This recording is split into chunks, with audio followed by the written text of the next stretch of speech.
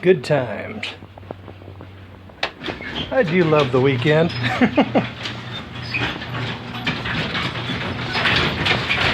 My dad and I have an agreement.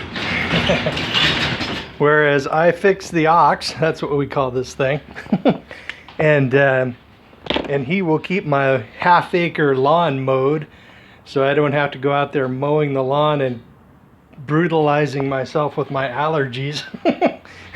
Because it's a painful experience for me to be out there sneezing my ass off trying to keep a straight line on this thing. Good times. I discovered there was just something jammed in there, and that would happen to this thing even if it was brand new. So I unjammed it, and probably today or soon he'll probably complete the rest of the half-acre yard mowing. Good times. We've got quite a handy situation here. A couple of bachelors, and no worries. Good times. One of the reason why I was actually making this video is because I was just involved with a discussion on JSNP4's channel about there was this. It was about people not having enough money, like to handle like a $400 emergency, and it just seemed like a good opportunity to sort of chime in and say, well, considering I didn't get married, I don't have that problem. That may have been a little petty, but I mean, a guy's got to do something with his weekend, you know. So I'm kidding. I've got a bunch of things to do. I was out there yesterday. It's been the first weekend that has had decent weather in for a year. So I was doing some mulching on the fruit trees, and I got rid of all those big blocks so that my dad can mow around it a little easier. I'm going to get rid of this this clothesline thing. I haven't ever used it, and I can build one really quick if we have some energy crisis and I need to take care of it, or start hanging my laundry out. And I also want to finish my grape trellis. I want to expand it so that it's hanging out over the top of the deck as sort of a living roof. Not the whole deck, but like maybe about 8 feet of it. And that will be highly cool. But anyway, what I was talking about was that JSNP4 video, and how I don't have that problem. And I was talking about how the house is paid off and all that, and I have the prepper lifestyle and the MGTOW lifestyle to thank for it, right? Both of those lifestyles, they claw back a little bit of a lot of your wealth and your time from institutions and habits and memes and things and people that are just all too willing to suck the life out of you and exploit that shit out of you for their benefit. And it's just it's just a better way to live. And then I got into the discussion. 2 women, of course, chimed in. One guy got in there and said, "Hey, you're doing great." But two women chimed in, and one of them was just so juvenile, saying, "Oh, you'll never get laid. Oh, you're a eunuch." I can't understand. They can't seem to understand that those insults just. I mean, they may work in junior high, but they will not work in the adult world. But and I was having trouble to explain to one of them, the one that seemed halfway intelligent. She just couldn't understand why men are just opting out, and she was saying, "Oh, you're going to miss out on such good things, blah blah blah, and your partnership loyalty, blah blah blah." They always promise this shit that they don't deliver. I mean, half of marriages end in divorce, and 70+% of them are filed by women. So, geez, what the hell? What the heck is she promising? You know? And I was also went on to cover how women just don't seem to be able to understand that men are actual human beings with real feelings, and how they and how if they are neglected as they are, how we just eventually we lose steam and we cannot serve anymore. and then I was talking about the one of my friends who's no sex for 2 years wife, how she went absolutely insane when he lost the ability to serve, when she just totally pulled the rug out from under him, you know, in the relationship, and then she somehow just assumed that he would be able to continue holding up his end of the deal, when she just completely stopped performing on her end of the deal.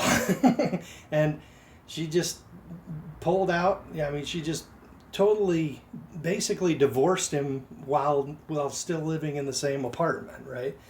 And she didn't seem to understand that when she neglected him so badly, that eventually he lost the ability to keep performing and holding up his end of the deal, because people are not machines, but they do need some care and maintenance.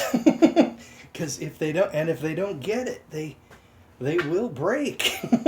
So he ended up having this female coworker who was throwing herself at him, and then he just caved in. I think he was certainly horny, and he probably because we were that was 20 years ago, so we were in our early 30s at that time. He's part of my D&D group, but it was probably more than that. You know, guys need a little bit of female validation, especially at that age, especially certainly blue pill guys. But she just pulled the rug right out from under him, and then had the audacity to be completely astounded and totally betrayed. Where on earth did this come from? You know, completely she couldn't anticipate it at all, that he would eventually lose the ability to serve.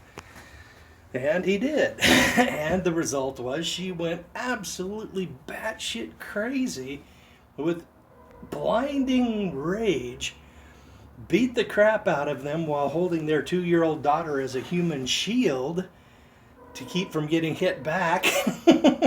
And he was just trying to he ended up fleeing the house bleeding.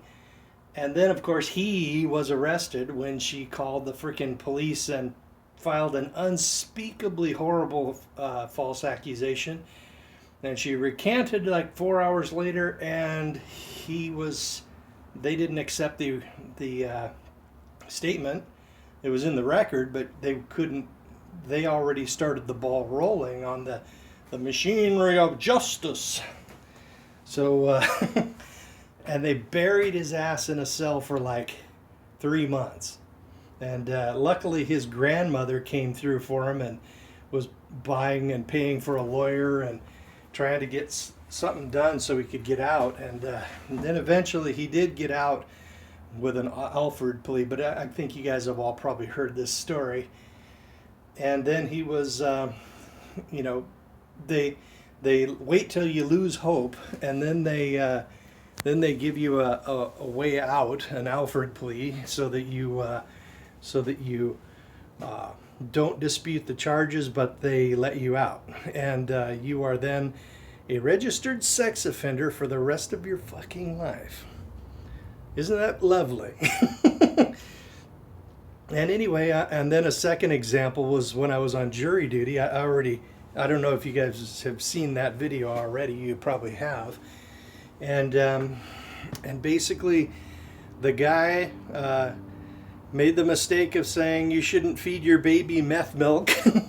The guy was a complete white knight. He was like, he stepped up even though he first met her when she was like 6-7 months pregnant, and then was buying her maternity gear and clothing, and because she was like totally neglecting herself and the baby.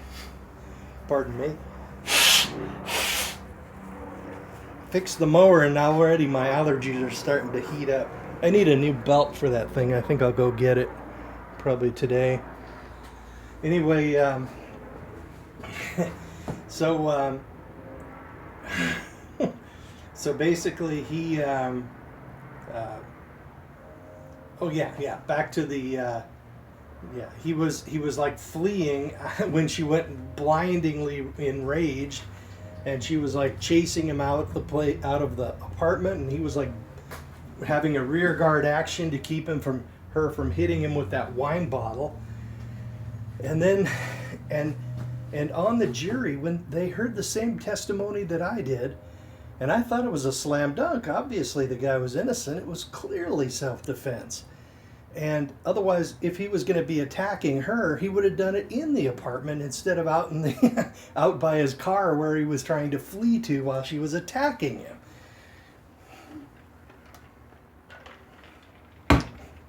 So anyway, then she basically, as soon as, then she basically called the cops and had him arrested for domestic violence. It's freaking insane, dudes.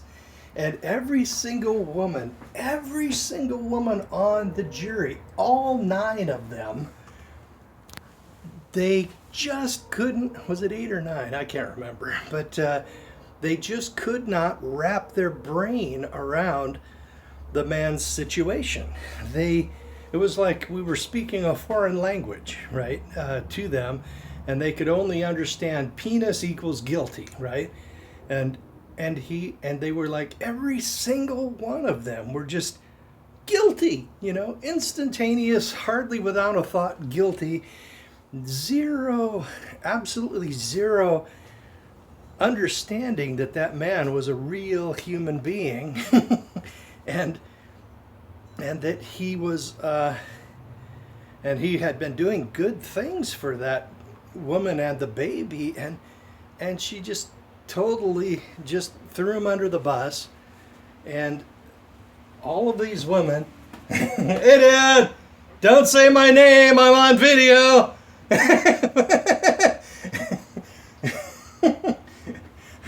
Okay, he's done that before. But anyway, then, every single one of them, just instantaneous guilty, and they could not understand the man's point of view at all. And it has really, that's one of the most amazing experiences of my life.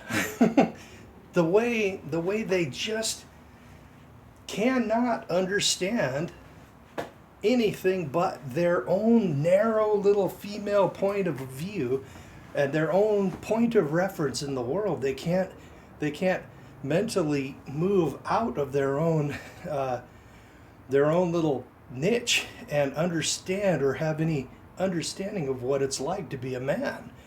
They just can't wrap their brains around it. Like, they they have never been in a situation where they were physically attacked by a woman, or and with the knowledge that the woman can beat the fuck out of him all she wants and she will almost never be charged with domestic violence. She is like above the law. So you are in a situation where somebody's attacking you, and yet you do not have any the law, the police, the legal system is just not going to help you. So and then they just could not understand why a guy would choose not to marry, because they don't understand how two-faced and self-centered and disloyal and completely undependable women are. And they all seemed, on the jury, they seemed like the nicest people. They were educated, they were fairly intelligent and articulate and polite, and half of them I would have been happy to date, but not now.